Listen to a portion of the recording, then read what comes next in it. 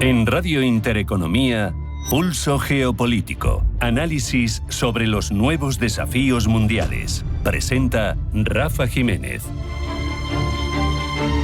Bienvenidos a Pulso Geopolítico de Intereconomía, en el que nos turba la posibilidad de que Irán consiga desarrollar armas nucleares, porque sabemos se ha convertido en uno de los mayores desafíos para la seguridad mundial. Lo que antes se perfilaba como una preocupación distante, hoy se cierne como una amenaza inminente, con un potencial clarísimo de desestabilizar Oriente Medio y desencadenar una carrera armamentística de consecuencias impredecibles. Y no hay que perder de vista, en este contexto, esas negociaciones entre Irán y Estados Unidos en Omán para intentar acercar posturas, porque todo esto, como veremos, tiene en su raíz, en gran medida, a Estados Unidos y al propio Donald Trump. Bien es cierto que el régimen de los ayatolás, con su ideología radical y su historial de apoyo a grupos militantes terroristas, representa una pesadilla para muchos gobiernos occidentales, también para los países árabes moderados. Recordemos que esa violencia la padecen en mayor medida la del islamismo radical, los propios musulmanes. Pero en cualquier caso, la posesión hipotética de armas nucleares por parte de Irán, si se da, parece que no está lejos, alteraría drásticamente el equilibrio de poder de la región, otorgando a los ayatolás una capacidad de disuasión y de coerción sin precedentes. Y es que las implicaciones de un Irán nuclear son múltiples y complejas. En primer lugar, como digo, aumentaría significativamente el riesgo de un conflicto armado en la zona. Podría sentirse Teherán envalentonado para llevar a cabo acciones contra un enemigo que han dicho por activa y por pasiva que quieren destruir, es el caso de Israel, o con quien se están jugando el predominio dentro del mundo islámico global, con Arabia Saudí, que a su vez, si supieran que Irán tiene esa bomba nuclear, en el caso de Arabia Saudí la podría conseguir, en el caso de Israel estaría tentado de usarla. En segundo lugar, la proliferación nuclear en Oriente Medio tendría un impacto devastador en la lucha contra el terrorismo, y aquí se incrementa, se incorpora una variable todavía más peligrosa, y es que grupos extremistas con los que a través de sus muchos proxies tiene contactos, lo sabemos, y verdaderas relaciones armamentísticas el régimen de Irán, podrían hacerles llegar materiales nucleares, tecnología para fabricar sus propias armas nucleares, lo que abriría un escenario todavía mucho más preocupante y más caótico. Pero también en el global del planeta tendría repercusión esa consecución de la bomba atómica por parte de Irán. Erosionaría el régimen de no proliferación de armas nucleares y aumentaría, no podemos negarlo, el riesgo de un conflicto nuclear a gran escala. Así las cosas, es crucial reconocer que la situación actual es en gran parte resultado de decisiones que se han tomado en el pasado. De hecho, la decisión de la primera administración Trump, allá por 2018, de retirarse del acuerdo nuclear con Irán, en el que había un seguimiento, en el que había visitas de inspectores, en el que había un plan para cumplir, y según parece, y según los investigadores neutrales, se estaba cumpliendo, pues esa retirada unilateral de Estados Unidos tan al gusto de Trump ha tenido un efecto claramente contraproducente, porque el acuerdo nuclear, aunque imperfecto, había logrado congelar el programa nuclear iraní, al menos militar, y someterlo a un estricto régimen de inspecciones internacionales. ¿Qué pasa? Que esa marcha, como digo, unilateral, tan al gusto de la forma de gobernar de Trump, ha permitido a Irán, sin ninguna cortapisa, retomar sus actividades de enriquecimiento de uranio y, por tanto, acercarse peligrosamente a esa capacidad de construir armas nucleares. Las negociaciones que tenemos sobre la mesa en Omán representan, de hecho, un intento al final desesperado de evitar un punto de no retorno. Eso sí, va a ser más que complicado porque la desconfianza mutua, también la falta de voluntad política de ambas partes, hacen que sea un reto difícilmente conseguible, porque Irán insiste en su derecho a desarrollar un programa nuclear, siempre matiza que pacífico, pero claro, Estados Unidos, también muchos de sus aliados, consideran que detrás de esa demanda en principio legítima está la tapadera para la fabricación de armas atómicas. Parece que no va a haber un fácil punto intermedio. Al final, la inacción podría conducir a un Irán nuclear, con todas las consecuencias negativas que hemos perfilado. Pero, por otro lado, ¿cómo evitas esta resolución cuando los has puesto tú mismo a los ayatolás tan cerca de conseguir su objetivo? ¿Una intervención militar? Pues una intervención militar sería extremadamente costosa y correrías el peligro, claramente, de desencadenar un conflicto regional de gran envergadura. La responsabilidad aquí recae sobre todo en Estados Unidos y en Irán. Tendrían que ser flexibles, tener voluntad, pero claro, buenas palabras en el ámbito internacional son poco de fiar y dan pocas garantías, tanto uno como otro, ¿eh? Aquí no estamos sesgando hacia Occidente. Y según vemos, el despliegue militar tremendo que hay de portaaviones, la flota del Mediterráneo siempre rondando Oriente Medio, pero es que además los últimos movimientos hacia la base de Diego García en el Índico podrían ser claramente una señal de pinza de política y estratégica agresiva por parte de Estados Unidos hacia Irán, y sería una señal hacia los ayatolás y hacia el resto del mundo. Hay bombarderos, los más avanzados tecnológicamente, allí situados en esa base del Índico, que en un momento dado podrían, presumiblemente sin demasiada complicación, hacer un ataque relámpago sobre Irán y, quién sabe, si destruir sus capacidades nucleares. Pero desde luego, esto incrementaría la tensión bélica en la zona a unos niveles como hace tiempo que no se ve. Pero también parece evidente, por otro lado, que la opción militar está sobre la mesa. Cada día que pasa aumenta el riesgo de que Irán cruce el umbral nuclear. Eso se quiere evitar. Todos observamos preocupados, con un nudo en la garganta, conscientes de que tanto el futuro de Oriente Medio como la seguridad global penden de un hilo. Pero también, no lo olvidemos, conscientes de que quien ha provocado que en los últimos años un régimen teocrático que no respeta los derechos humanos, que apoya el terrorismo, vea como única salida la bomba nuclear, es quien a la vez es ahora el hombre más poderoso del mundo, también más imprevisible. No es otro que Donald Trump, cuyos excesos y falta de cálculo estamos pagando ahora. Esperemos que no tengamos que terminar pagándolo en forma de guerra. Vamos ya a hacer un alto en el camino. Un tiempo para la publicidad. De la vuelta. Pulso Geopolítico continúa con los titulares más relevantes de la información internacional que elabora Blanca el Tronco. Enseguida estamos de nuevo en Pulso Geopolítico, no se vayan.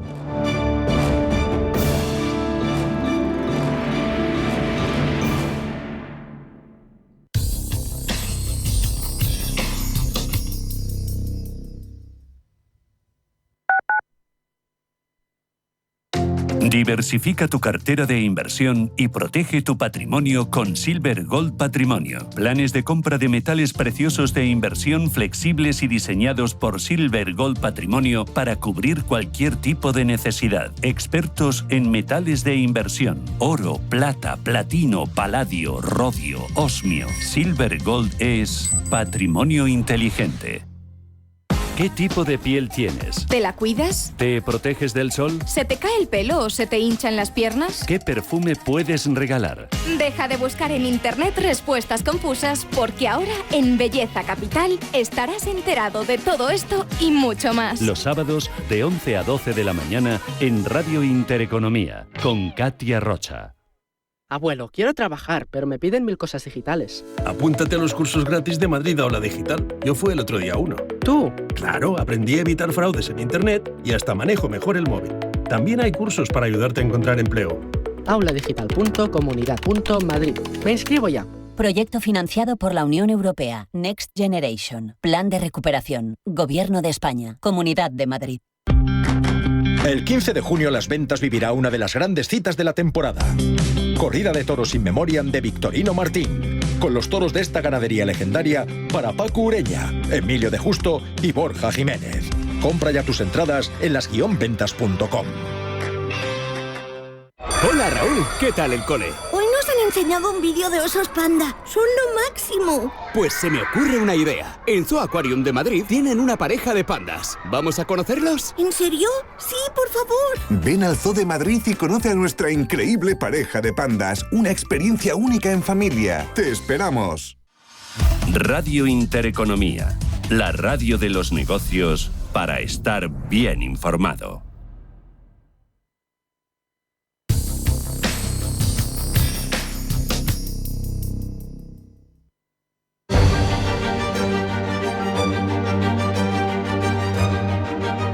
En Radio Intereconomía, Pulso Geopolítico. Presenta Rafa Jiménez.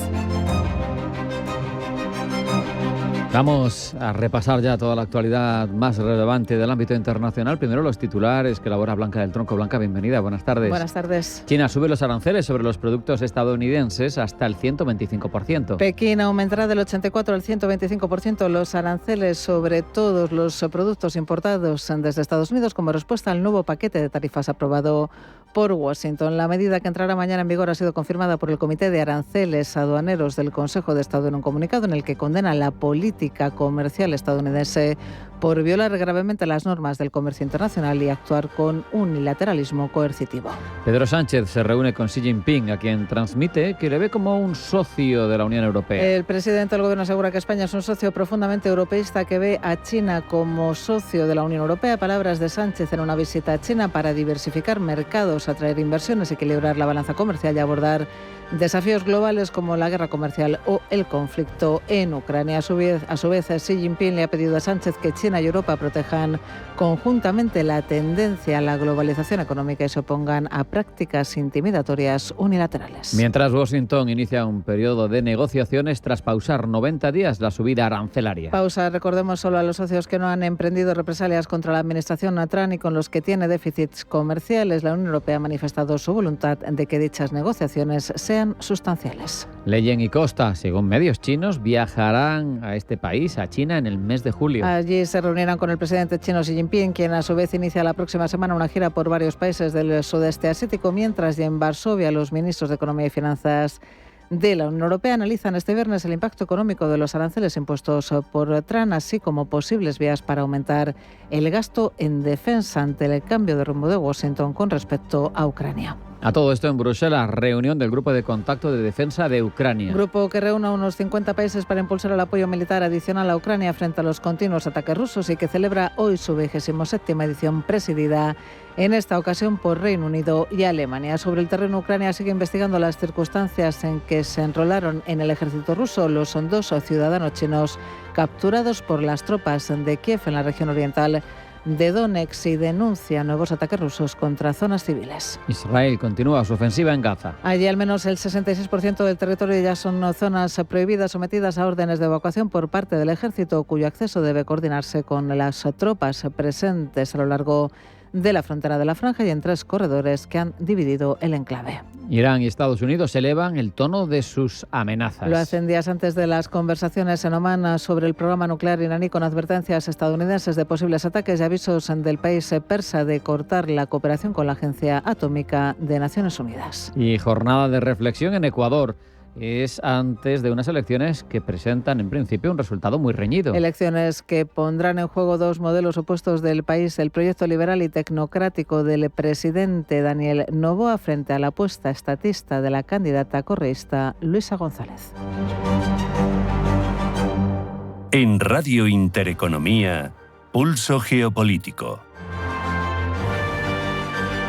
Ahora desgranamos toda esta información que les acabamos de presentar, profundizando en ella, Blanca. China no rehúye el enfrentamiento con Estados Unidos y elevará los aranceles a los productos estadounidenses al 125%. Pekín ha advertido en las últimas horas a Washington que detenga la guerra comercial, pero advierte de que está preparada para llegar hasta el final. La próxima semana Xi Jinping iniciará una gira por 3 países de la ASEAN, la Asociación de Naciones del Sudeste Asiático, Vietnam, Malasia y Camboya, para fortalecer la cooperación con una organización que Pekín ve clave para amortiguar el impacto de la guerra comercial. Rubén Gil. La tensión entre Estados Unidos y China no afloja después de que ayer Donald Trump anunciara que eleva los aranceles al 145% a los productos chinos. Hoy el gigante asiático ha adelantado que aumentará sus tasas a los productos estadounidenses al 125% a partir de mañana, 12 de abril.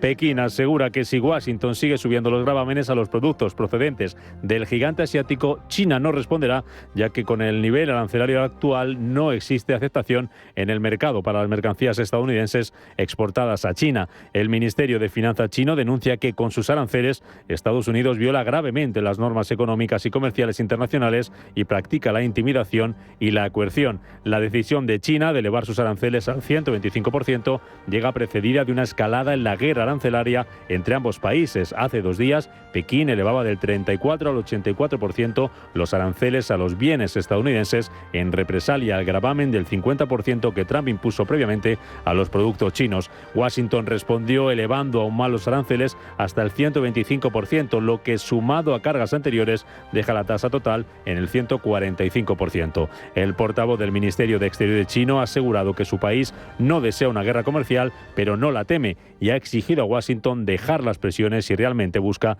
resolver las tensiones por la vía del diálogo. Y Pedro Sánchez finaliza su gira por el este asiático tras haberse reunido con Xi Jinping y haber firmado importantes acuerdos de cooperación. A Pablo Llanone. El objetivo de fortalecer la presencia de España en esta región, dice Sánchez, se ha cumplido con creces. El presidente del Ejecutivo expresa que se han fortalecido lazos bilaterales y habla de la importancia de expandir horizontes ante la compleja situación internacional.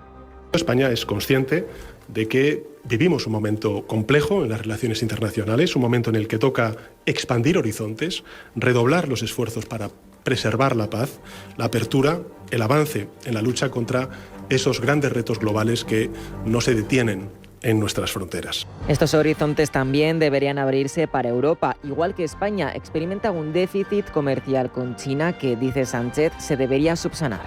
Reconociendo que tanto España como Europa tenemos un importante déficit comercial con China, que hay que trabajar por subsanar y que no debemos dejar que las tensiones comerciales se interpongan al potencial crecimiento de nuestra relación entre China y España y entre China y la Unión Europea.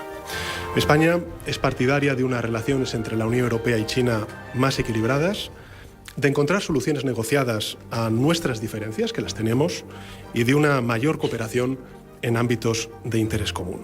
Con la mirada puesta en ese reequilibrio comercial, Sánchez ha firmado acuerdos para impulsar la venta de productos agrícolas en suelo chino. Asimismo, se ha reunido con empresarios locales para atraer inversiones a España a sectores tecnológicos. La cooperación también se ha plasmado en acuerdos culturales como la industria cinematográfica, algo que pasa en paralelo, por cierto, la decisión de Pekín de reducir la compra de películas y series estadounidenses. Hasta China, por cierto, viajarán a mediados de julio en una fecha sin determinar la presidenta de la Comisión Europea, Ursula von der Leyen, y el presidente del Consejo Europeo, Antonio Costa. La cumbre, que ya se sabía que iba a tener lugar este año, servirá para conmemorar el 50 aniversario de las relaciones diplomáticas. La cita tendrá lugar, además, después de la cumbre entre la Unión Europea y Japón, que se celebrará en ese país. Y mientras Donald Trump eleva su enfrentamiento con China, se acerca cada vez más a Rusia. Este viernes su enviado especial, Steve Witkoff, ha llegado a Moscú para mantener consultas con las autoridades rusas. Gemma González.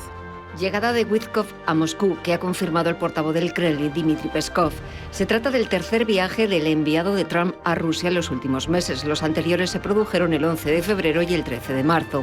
Trump se ha mostrado frustrado por la falta de avances en las negociaciones sobre la guerra de Ucrania las últimas semanas y por los continuos bombardeos de ambos bandos. Rusia podría abandonar el 16 de abril la tregua energética acordada con Ucrania, debido a lo que Moscú considera constantes violaciones por parte de Kiev de dicha moratoria. Si no se alcanza un alto el fuego para finales de mes, Donald Trump podría imponer sanciones adicionales a Rusia, ya sea a través del Poder Ejecutivo o solicitando al Congreso la aprobación de una nueva legislación de sanciones. La semana pasada, Witkoff recibió al enviado de Putin, Kirill Dmitriev, en Washington, en un esfuerzo por superar el estancamiento diplomático. Las consultas ruso-estadounidenses celebradas la víspera en Estambul terminaron sin ningún acuerdo concreto, aunque Moscú las calificó de positivas. Y este domingo elecciones en Ecuador entre Daniel Noboa y Luisa González. Las encuestas vuelven a apuntar a un posible empate técnico, Pablo. Después de 2 meses desde las elecciones que dejaron a ambos candidatos igualados, la situación podría repetirse en esta segunda vuelta. Noboa cosecha un 50% de votos, 50,3% en las encuestas, mientras que González llega al 49,7%. Esta situación arrojaría más tensión a la ya existente. Esta mañana la candidata heredera del correísmo, Luisa González, ha denunciado que Noboa ha cambiado los guardaespaldas de González a solo 2 días de las elecciones, algo que, según la candidata correísta, pone en riesgo su vida. Aumenta el riesgo para mi vida y la de mi familia. Y denuncio con total firmeza esta decisión irresponsable, temeraria y profundamente peligrosa que de manera deliberada han tomado por orden de Daniel Noboa, el ministro de Defensa Giancarlo Lofredo y el jefe del Comando Conjunto de las Fuerzas Armadas, general Jaime Vela.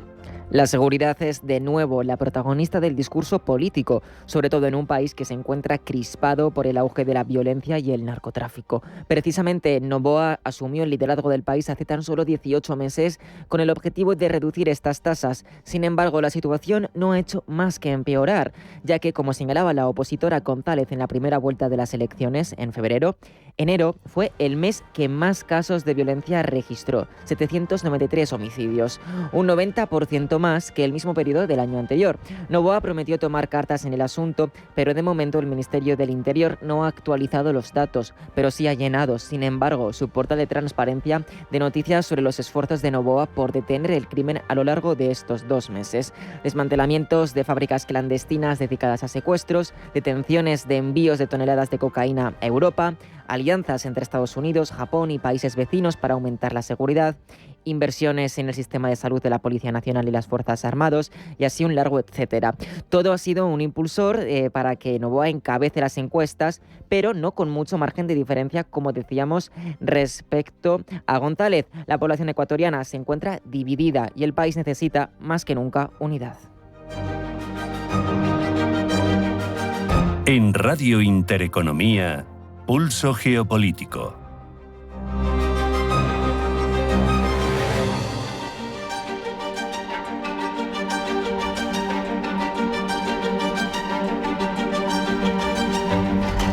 Vamos a afrontar ese repaso recurrente que hacemos de lo más relevante de los rotativos internacionales, en el que intentamos hacer un ejercicio de ver cómo todo pasa a través de distintas ópticas, todo viene con un sesgo de país, de orientación política.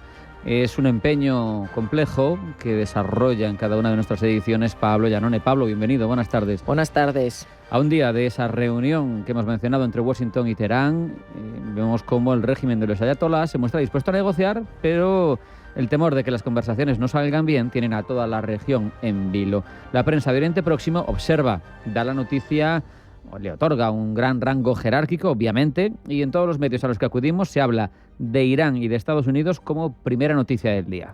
Empezamos con The Jerusalem Post, medio pro Netanyahu, que dice que el portavoz del Ministerio de Relaciones Exteriores iraní ha declarado por X que con seriedad y con franca vigilancia se está dando a la diplomacia una oportunidad genuina. Mientras, desde The Times of Israel se destaca que Irán cree que el plazo límite de Trump para alcanzar un acuerdo integral es escaso. Considera que dejaría a Teherán vulnerable a la acción militar de Estados Unidos e Israel. Perspectiva similar desde Al Arabiya, medio árabe. Los iraníes consideran improbable y poco realista alcanzar un acuerdo nuclear complejo y de alta tecnología en solo 2 meses, por lo que quieren más tiempo para evitar la escalada. Sobre todo porque Teherán considera que es poco probable alcanzar un acuerdo sostenible en este plazo establecido por Donald Trump. Saliendo brevemente de Oriente Próximo, por cierto, el Russia Today adopta una perspectiva similar y pone el énfasis, además, en que Francia, Alemania y el Reino Unido impondrán sanciones a Irán si no hay un nuevo convenio para finales de junio. Es llamativo este hincapié que se hace en la postura de Europa, invisible para los medios regionales.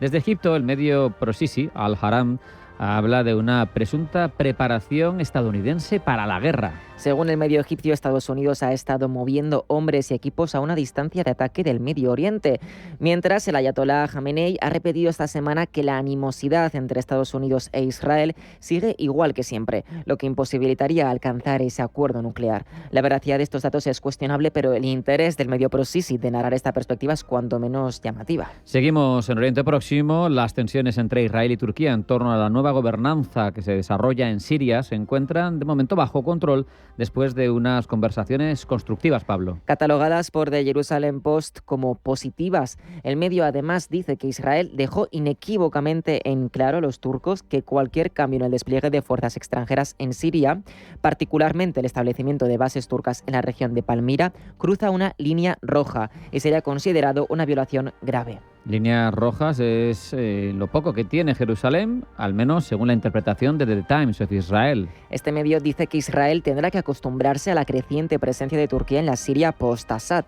que está ahora mismo necesitada de un país fuerte que le ayude a salir del caos. Además, el apoyo de Estados Unidos a Erdogan deja poca baza a Israel, que no puede hacer mucho más salvo insistir, como decimos, en esas líneas rojas. Finalizamos el escrutinio de la prensa israelí sobre esta noticia con Haaretz. Se aleja este rotativo rotativo de la narrativa tensa y bélica que dibujan los dos atentados, los dos anteriores periódicos.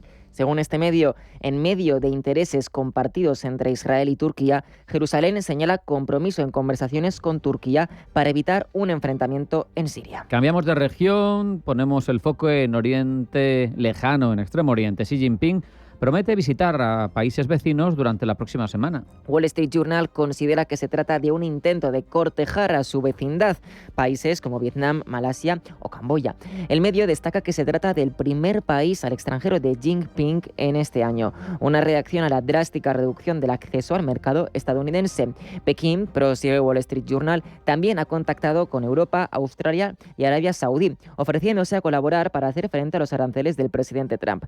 Sin embargo, prosigue el Wall Street Journal, muchos de estos países temen verse inundados de productos chinos de bajo costo que ya no podrán venderse en Estados Unidos. Seguimos con rotativos de Estados Unidos. El New York Times mira al plan de Donald Trump para conquistar Groenlandia. Persuasión, no invasión. Este sería el lema del plan de Trump ante la resistencia de la población a dejarse convencer por la Casa Blanca. El presidente, sin embargo, está dispuesto a lo que sea para cerrar lo que él puede considerar, dice The New York Times, como uno de los mayores acuerdos inmobiliarios de la historia. Cunden también ante la guerra arancelaria de Estados Unidos y China. Distintas interpretaciones de Times of India se hace eco de que Xi Jinping advierte de que no hay ganadores en una guerra de aranceles y de que la confrontación con la comunidad internacional puede conducir al autoaislamiento. Durante una reunión con el presidente del gobierno español, dice Times of India, Xi Jinping hizo un llamamiento a la Unión Europea para que se una a China en la resistencia contra el unilateralismo y la corrupción económica, en clara alusión a Estados Unidos. Xi Jinping subrayó que durante más de 7 décadas el crecimiento de China se ha basado en la autosuficiencia y el trabajo duro, y no en favores de otros. Además, ha afirmado que China no retrocederá ante la supresión irrazonable y que seguirá gestionando eficientemente sus propios asuntos. Y entre tanto, otro medio indie, NDTV, dice que China llama a Europa a que colabore para responder a lo que califica como bullying de Estados Unidos. En este enfoque, además, NDTV habla de que en su reunión con Jinping, Pedro Sánchez ha reconocido que España y Europa tienen un déficit comercial significativo con China. Ha insistido, aún así, en que las tensiones comerciales no deben obstaculizar el crecimiento potencial de sus relaciones bilaterales.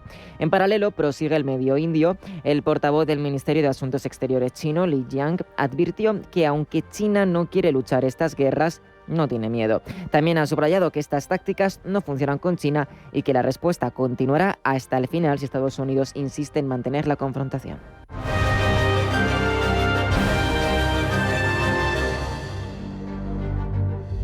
¿Sabías que las empresas con mayor diversidad suelen tener mejores resultados financieros? La estrategia Global Diversity Engagement de Nordea invierte en compañías líderes en diversidad y colabora con las que van por el mismo camino, porque la diversidad importa también en lo financiero. Descubre más en nordea.es.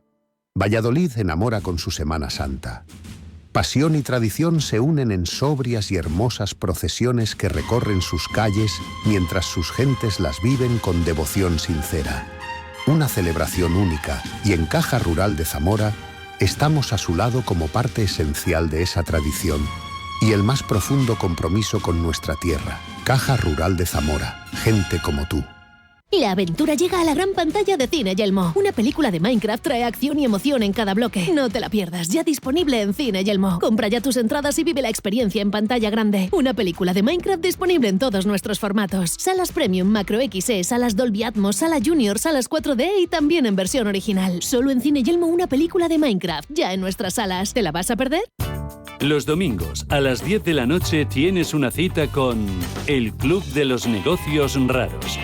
Un magazín dedicado al mundo de los libros. Actualidad, entrevistas, literatura y poesía tienen cabida en este espacio cultural de Radio Intereconomía. Dirigido por Andrés Sánchez Magro. Todos los domingos a las 10 de la noche.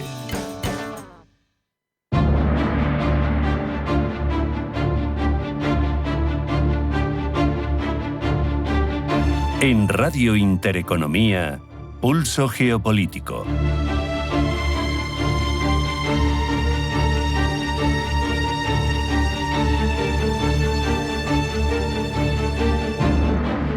Irán y Estados Unidos mantienen un encuentro en Omán para negociar en torno al programa nuclear iraní. Según el presidente de Estados Unidos, según Donald Trump, van a ser conversaciones directas, mientras que según Teherán van a ser indirectas. Al final, todo esto muestra que hay poca sintonía a pesar de que ese proceso esté en marcha. Pero además, el proceso se desarrolla en un contexto de movimientos de capacidades militares de Estados Unidos, de rechazo a las amenazas militares de Irán, quien con la boca pequeña dice que pueden invertir las empresas en su territorio. El caso es que la situación es más que compleja y un posible enfrentamiento en ese país sería verdaderamente preocupante. Pero ¿hacia dónde va la geopolítica de esa región con Irán en el foco?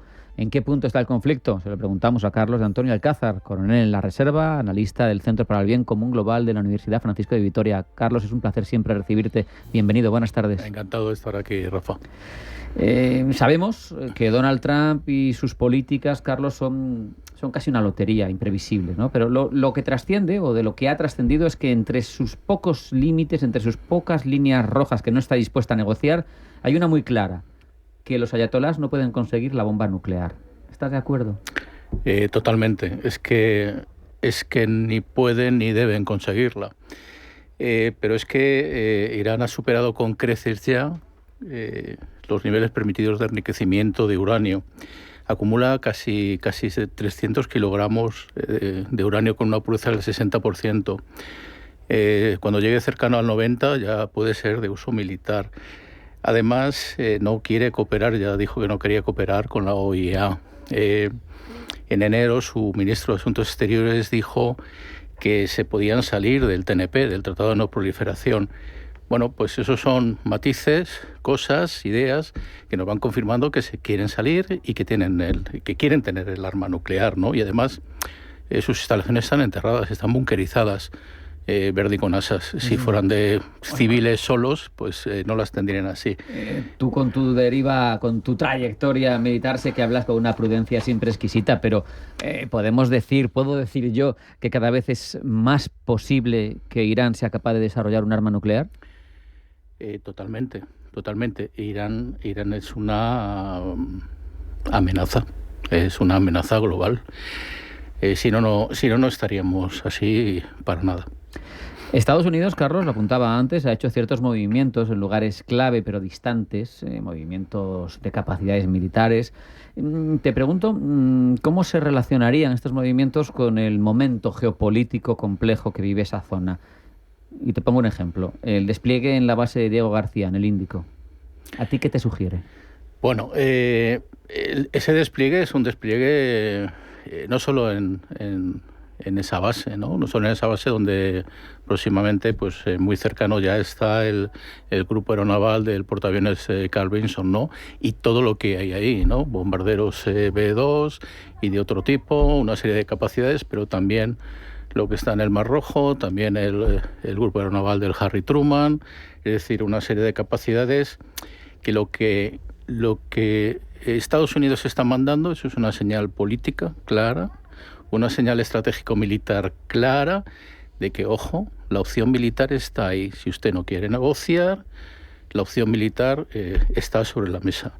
Y el despliegue es, nadie mueve dos grupos aeronavales y los coloca donde los coloca, si no es por disuasión, si no es por forzar una negociación o ir más allá.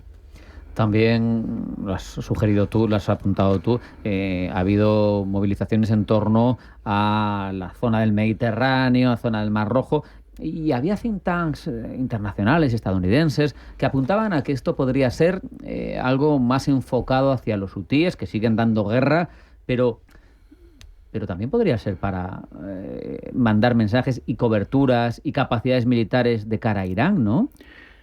Totalmente. Y lo reitero otra vez, Rafa, los hutíes son un problema, pero es un problema menor. Es un problema que han sido bombardeados ya por Estados Unidos, y Israel, que han bombardeado instalaciones, que han eliminado dirigentes. El problema real es Irán y la amenaza es Irán. Y todo este despliegue va hacia evitar que Irán tenga su programa nuclear en marcha. esas señales, desde luego, están siendo recibidas por parte de su destinatario, porque Teherán ha puesto en alerta máxima a su ejército. Incluso ha llegado a avisar a una serie de países de la zona, todos los que han sido tradicionalmente más proclives a colaborar en ciertas operaciones con Estados Unidos, de que si le permiten, de que si le facilitan al ataque estadounidense pues el paso por sus espacios aéreos, etcétera, pues esto los ayatolás lo van a considerar como un acto hostil y hablan de graves consecuencias. Pero en cualquier caso, lo que demuestra, yo creo, Carlos, es que se toman muy en serio los gestos. Totalmente. Vamos a ir un poquito para atrás y ya vimos que ante las amenazas de Trump, lo que hacen Irán es montar un poquito la propaganda, aquella ciudad de misiles que nos enseñó tanto para el público externo, nosotros, como para el público interno, su sociedad, un poquito de propaganda, los misiles que tenían enterrados en esa ciudad subterránea, pero es que Jamenei también amenaza con represalias sobre objetivos norteamericanos. Bueno, a tu pregunta, Israel, yo creo que Israel, el ataque será de Israel, coordinado por supuesto, con Estados Unidos y con un inmenso apoyo de Estados Unidos, si se produce el ataque. Ya estamos en la fase inicial de preparación. La de planeamiento yo creo que está terminándose. Estamos en la preparación y ahí pues habrá unas acciones ofensivas y unas acciones defensivas. Unas acciones ofensivas para conformar lo que nosotros llamamos el espacio de batalla, atacar los puestos de mando, la defensa antiaérea que quede, las instalaciones de misiles, etcétera, etcétera.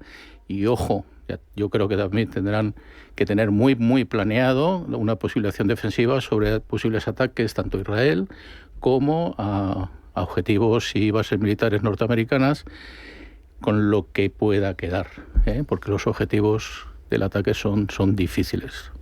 Claro, es que aquí no se trata simplemente de un ataque de castigo, no se trata de nada de eso. Si tú quieres destruir las capacidades nucleares de una sociedad, de un país como Irán, yo me acuerdo, Carlos, porque, bueno, me acuerdo más bien porque lo he leído, porque era pequeño, pero cuando atacó el reactor en construcción de Irak, que lo atacó Israel, es parecido, pero distinto, porque era un reactor nuclear y ni siquiera estaba todavía en marcha. Totalmente. Claro, yo digo, ¿cómo se compara esto con unas instalaciones nucleares, como tú decías, bunkerizadas, que además no están enfocadas en ese desarrollo hacia la energía civil, por mucho que lo digan, sino que están enfocadas hacia desarrollar un arma nuclear, ¿no? Porque supongo que la protección, la dificultad de llegar al objetivo es mucho mayor, porque una central nuclear es muy grande y se ve, ¿no? No sé si me entiendes lo burdo de mi argumento, sí, pero... Totalmente. Bueno, hay manera de ralentizarlo, porque hay instalaciones complementarias, hay instalaciones que pueden ser quizá bombardeadas y retrasar. Se puede mandar el mensaje de podemos llegar y hacer mucho daño, se puede obligar a sentar en la mesa de negociación, para una mesa de negociación decir ya hemos destruido todo esto y ahora lo que vamos a hacer es desmontarlo completamente, pero en una mesa de negociación. Claro. Sí, hay herramientas un poquito intermedias, diferente, ¿no? Un poquito Claro. diferente.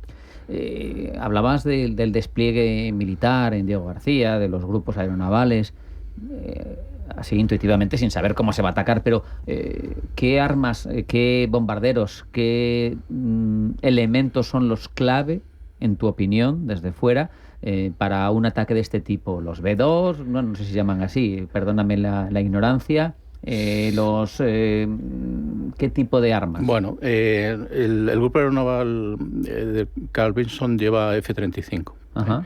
Ese es un avión de superioridad aérea brutal. Es un avión que puede conformar el espacio antes de que entren otros bombarderos B-2 a atacar las instalaciones. Instalaciones nucleares, pues que son las de Fordow, las de Natanz, las de Isfahan, las de Qom, es decir, se saben dónde puede decir. Y tanto los israelíes como los norteamericanos tienen un determinado tipo de bombas que pueden hacer mucho daño. Me estoy acordando de con la que mataron a Nasrallah. No sé si recuerdas. Cayeron varias. Claro, pero que eran capaces de ir perforando. Bueno, pues muy semejante. Una instalación que estaba también bunkerizada, ¿no? Ya no quiero ahondar en ese tema, pero las capacidades están ahí, tanto por Estados Unidos como por Israel. Y siendo un colaborador tan estrecho Israel como es de Estados Unidos, y pudiendo ser, en tu opinión, a través de quien se ejecute o en colaboración con quien se ejecute ese hipotético ataque para retirar las capacidades nucleares a Irán, ¿qué puede pensar Israel, en tu opinión, sobre las negociaciones de Omán? Pues yo creo que ahora está un poquito en un pequeño shock, ¿no? La visita a Washington de Netanyahu pues tenía varios temas claves, ¿no? Tenía el programa nuclear, el principal tema, la influencia turca ahora mismo en Siria, la guerra en Gaza y los rehenes, y bueno, los aranceles de un poquito de paso. Y mi opinión personal es que Netanyahu ha vuelto de Washington un poquito tocado, ¿no? Él, que ni vivo al lado suyo, pero bueno, lo dejo ahí. Yo creo que ha venido un poquito... No ha sido una reunión fácil, ¿no?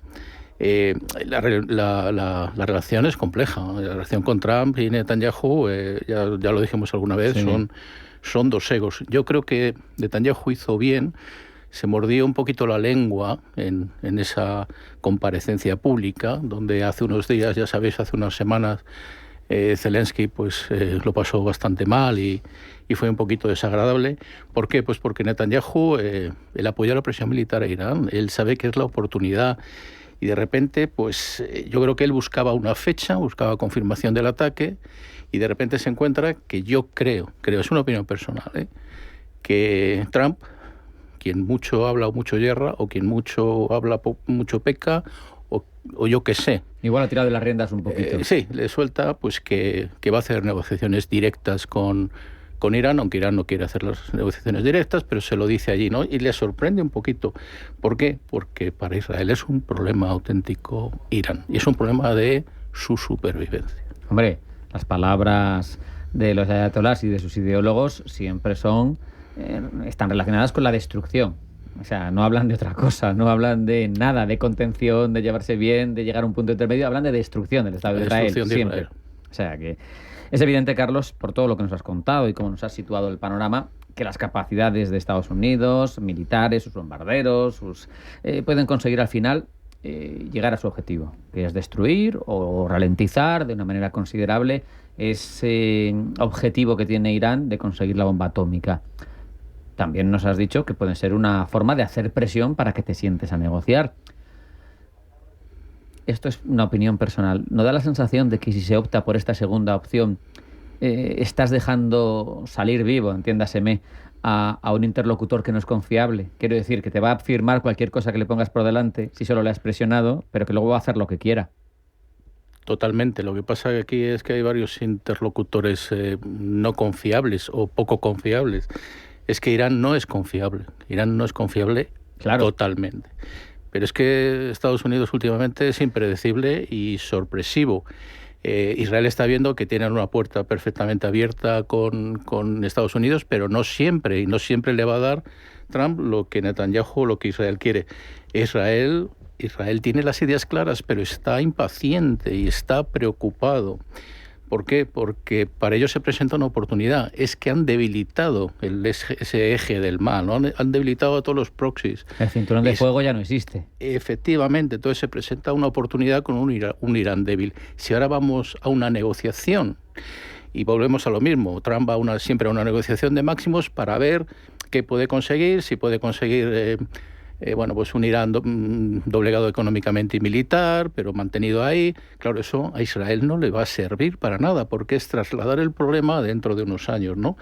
Y ellos ven que lo importante es desmantelarlo, ¿no? Entonces, pues se han quedado un poquito sorpresivos, se han quedado un poquito ahí diciendo qué ha pasado con nuestro aliado, que está ahí y de repente nos sorprende con esto, ¿no? Y lo que hay que ver aquí son tres mentalidades, ¿no? Una mentalidad la americana, a ver cómo lo digo diplomáticamente, un poquito prepotente, impredecible, y que debería de pensar más como el adversario. Ponerse en la piel de Irán. ¿Qué es lo que quiere Irán? Irán quiere ganar tiempo. Irán quiere mantener su programa nuclear. Y quien conoce perfectamente a Irán, muchísimo mejor que los americanos, es Israel.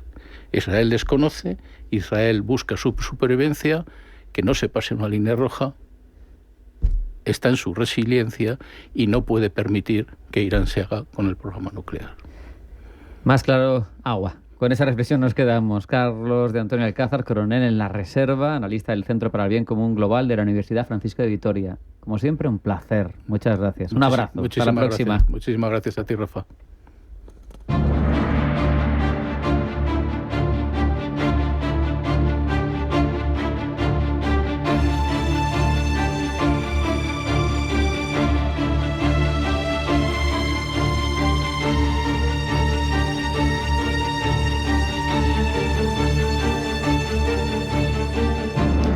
Pero además de hablar de esos retos geopolíticos, de la coyuntura, de la situación, del momento en el que nos encontramos, tenemos que situar precisamente todo lo que condiciona la realidad de un país heredero del Imperio Persa, ubicado en una zona de Asia donde desde hace muchos siglos no cesan los conflictos, con grandes riquezas en materias primas, con fronteras y geografías que condicionan su realidad.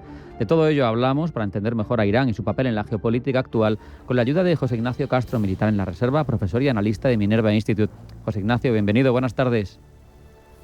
Pues muy buenas tardes, Rafa. Un placer compartir de nuevo este rato contigo y con todos tus oyentes.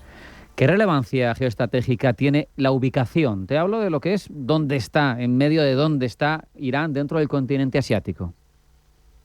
Bueno, como decía Brzezinski, Irán es un pivote geopolítico.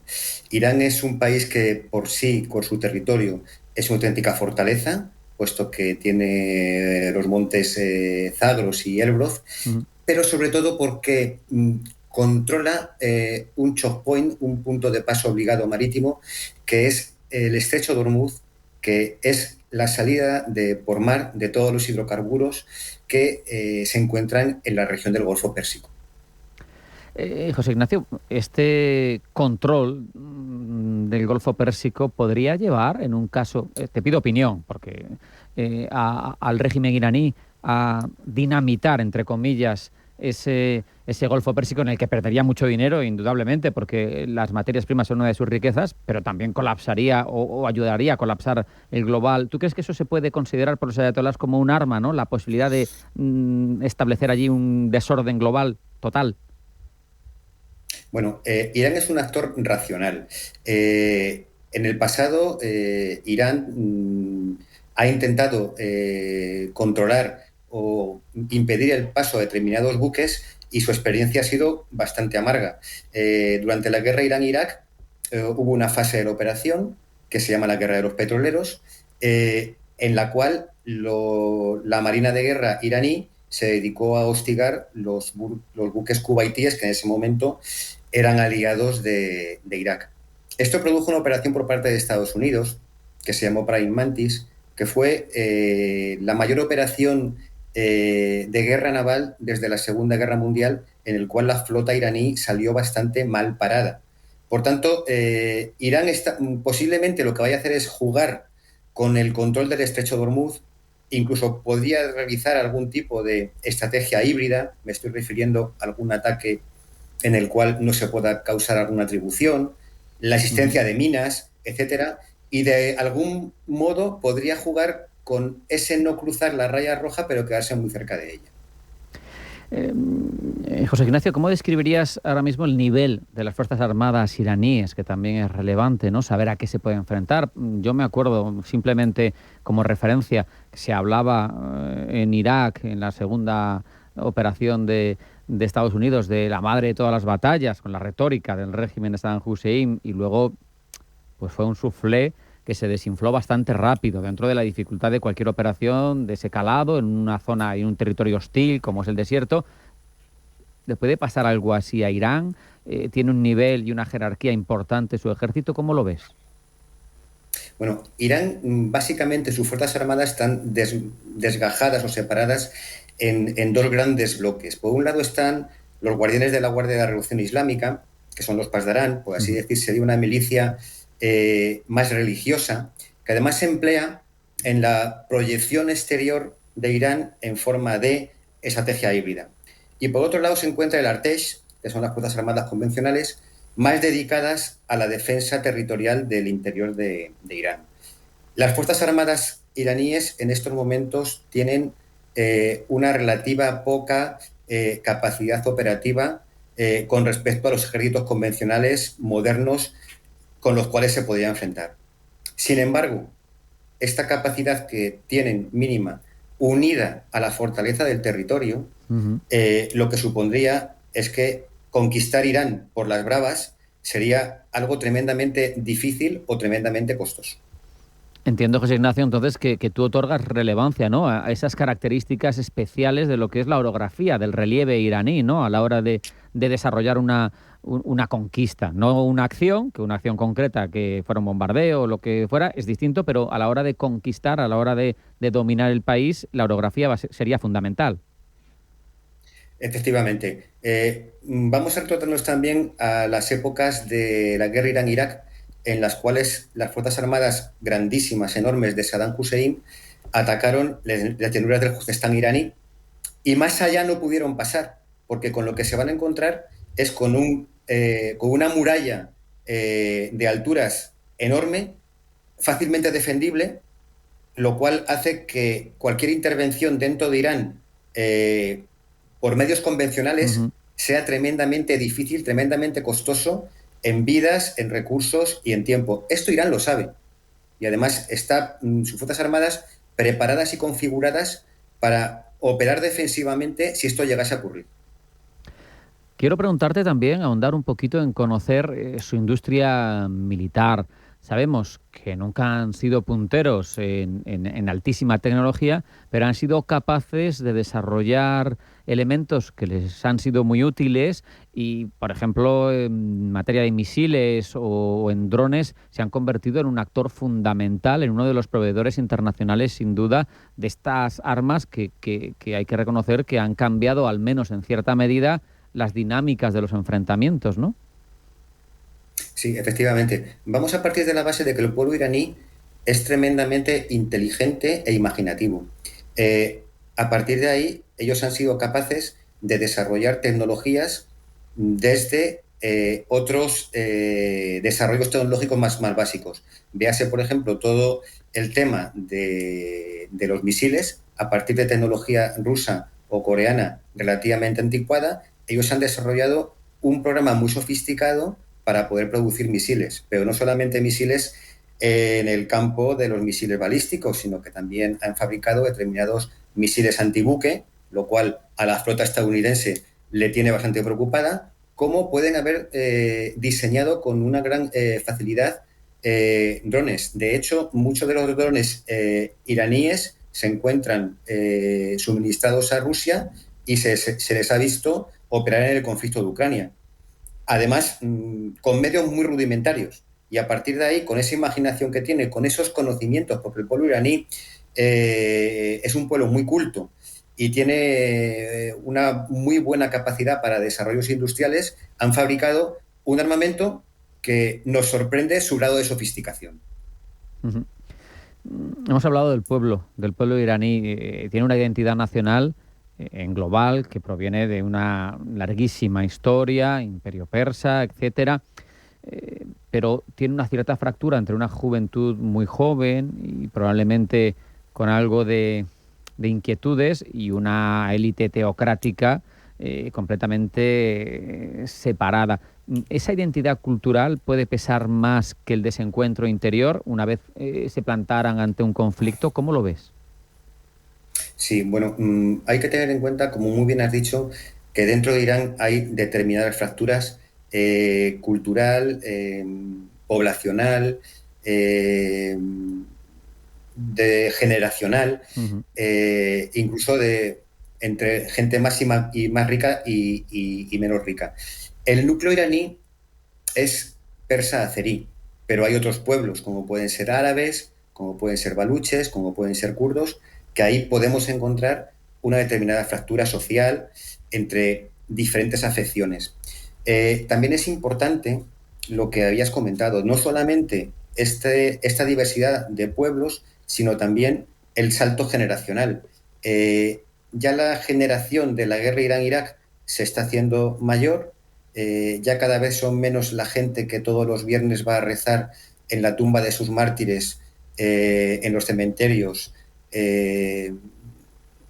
regularmente, y hay una juventud desencantada y una sociedad también desencantada que no encuentra trabajo, que ve en el régimen de los ayatolás una falta de libertades, que está descontenta socialmente, y a partir de todo este conglomerado de diferencias poblacionales, sociales y, por supuesto, económicas, porque económicamente Irán está atravesando unos momentos críticos, nos podemos encontrar con un coste social muy explosivo.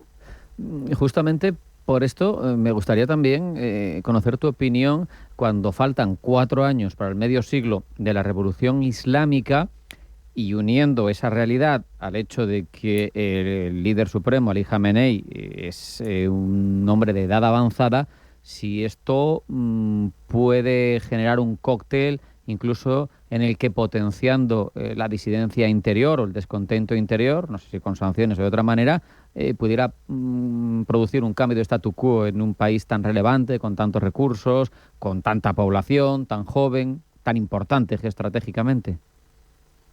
Claro, todo es posible. Yo apostaría por una continuidad del régimen. Habrá que ver cuando se produzca el cambio de líder, porque Khamenei es un hombre mayor, está enfermo, qué es lo que puede ocurrir. Sin embargo, hay que tener mucho cuidado, porque muchas veces se habla alegremente del colapso del régimen. Y estamos hablando de que a lo mejor las acciones pueden llevar efectos no deseados. Un colapso del régimen no controlado podría llevar a que nos encontrásemos con una catástrofe social de una población de 90 millones de habitantes. Lo que menos nos interesa, o le interesa a todo el mundo, es que después de todo lo que ha ocurrido por toda la gran región del Oriente Medio, tengamos un problema tan enorme como un estallido social en el cual nos encontremos con 90 millones de personas que intentan salvarse como pueda de una situación de estado fallido. Habría que tener mucho cuidado con eso a la hora de plantearnos cualquier tipo de acción sobre Irán. Tenemos 30 segundos, José Ignacio, apenas. ¿Podemos decir que Irán va a seguir equilibrando su vocación de potencia regional con el soportar las presiones internacionales? ¿Seguirá queriendo ser un actor relevante? Porque hay otros en la zona que le están intentando quitar peso, como es Turquía. ¿Cuál es tu apuesta? Yo creo que siempre Irán va a intentarlo. Irán es el líder del mundo chií, eso no podemos olvidarlo. Y Irán, en su idiosincrasia, en su ADN, ha sido siempre un gran imperio. Son los herederos del gran imperio persa. Por tanto, la tendencia geopolítica iraní, independientemente del momento en el cual nos encontremos, será que en el largo plazo siempre tenderá a ser una potencia regional. Veremos lo que pasa en el corto plazo. Con esa reflexión nos vamos a quedar. José Ignacio Castro, militar en la Reserva, profesor y analista en el Instituto Minerva. Un placer, muchas gracias. Un abrazo, hasta la próxima. Muchísimas gracias, un fuerte abrazo, gracias. Hasta aquí hemos llegado, no hay tiempo para más. Sean felices, sigan acudiendo a su cita con Pulso Geopolítico y sigan en Intereconomía.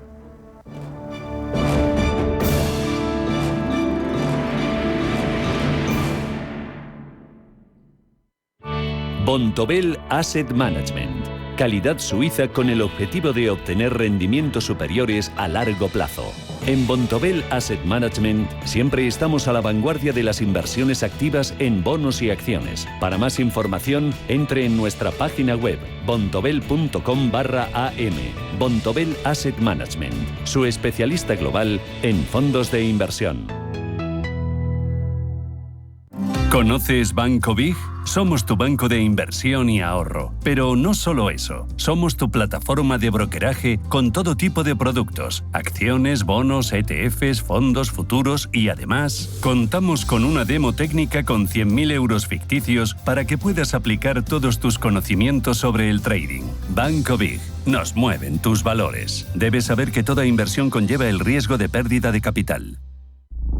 Prepárate para la diversión en la Costa del Sol. Conoce las especies más salvajes de Selvo Aventura en Estepona. Diviértete aprendiendo en el delfinario de Selvo Marina en Benalmádena.